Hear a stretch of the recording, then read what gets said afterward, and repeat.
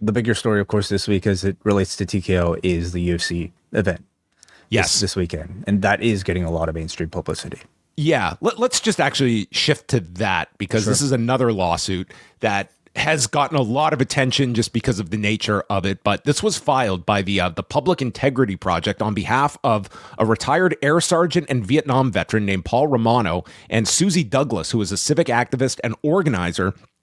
They are calling the UFC Freedom 250 card on Sunday, quote, a corrupt scheme to hand the White House South Lawn and Lincoln Memorial to a private for-profit sports promoter in violation of federal law. They assert that Trump purchased up to $50,000 in UFC's parent company TKO stock earlier this spring, while Dana White's company is selling VIP packages for up to $1.5 million each and benefiting from what one TKO executive, and boy, Wei, try and guess which executive would use this terminology, the greatest earned marketing tool of all time.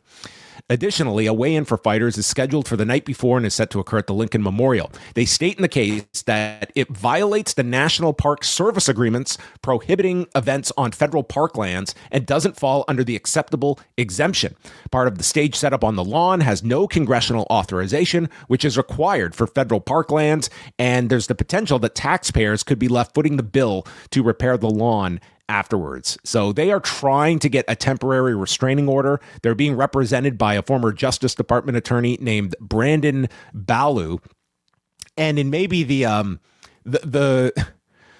most interesting paragraph of this whole lawsuit, way, quote, taken as a whole, the memorial is a solemn and moving homage to this nation's greatest president, to the millions of soldiers who died to preserve the Union during the Civil War, and to the emancipation of Black Americans from slavery. Many descriptors might be applied to a UFC weigh-in. Solemn and moving are not among them. Instead, because each fighter faces off with his opponent just after weighing in, the events tend to be raucous, profane, and sometimes violent affairs. For instance, just a few weeks ago at the UFC 328 weigh-in, Sean Strickland, wait for it, called his opponent Hamzat Chimaev, quote, a son of a whore and a bitch. Right. Wow. Some bars from our Vietnam veteran and activist here.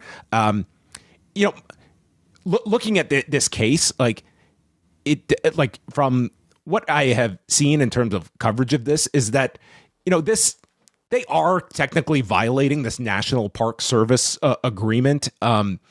But I don't think this case is the argument is going to have to be that there are significant damages from holding this event. And I think that's going to be a big leap to argue that this is such a desecration of this land that this event cannot go forward. And let's be honest, of the issues that you can attack this administration over, holding this event is probably not going to raise to the level of this event being in any jeopardy on Sunday, but tons of people are covering this story, and it does give you a sense of how big this event is, that it's a punchline for a lot of people, but it is going to get a ton of publicity this week, and that is undeniable for TKO. Yeah. Again, I don't really know enough about the laws as it pertains to operating something like this. To know how successful a lawsuit like this will be. Something tells me it probably won't be that successful. But is it successful in letting people know about the controversy surrounding this event? Sure, yeah. Is it also successful in promoting the event? Yeah, very much so. I mean, if it wasn't already on people's radar, I think many would know that it was happening this Sunday as a result of headlines like this. So it'll get a lot of people talking, and probably will do a great deal to promote the UFC. And will any sort of punishment be handed down to any of the parties involved? I don't think so. How is it going to affect the stock, you think? I mean, the stock is trading at around $204 today. It's not at where it was several months ago. I think it hit over 220, and then they took a bit of a fall. I don't really see this week really being a big mover of the stock itself. Well, there it is, $202. So it's down a little bit today. The fact is they are making this.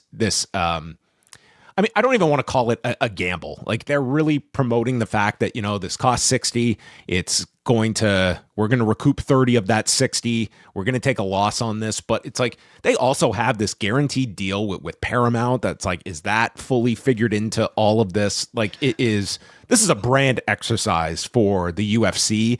And like, it's very possible. Like, they have some ludicrous, like, Dana White's thing is stating like, we're aiming for Super Bowl numbers, which is like one of the most preposterous statements you could ever imagine. I think if they could, like, even people comparing this to like Ronda and Gina of like the peak worldwide number, which was also a live plus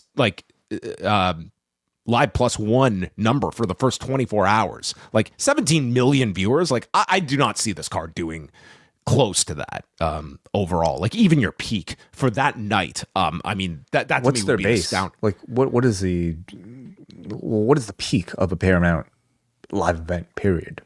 Like, has that even been tested? Yeah, sorry. I'm even talking about, like, none of this is airing on CBS, by the way. It's like, this is just going to be Paramount Plus as well. So it's like, this is like, granted, Paramount is nowhere close to the subscribers Netflix has.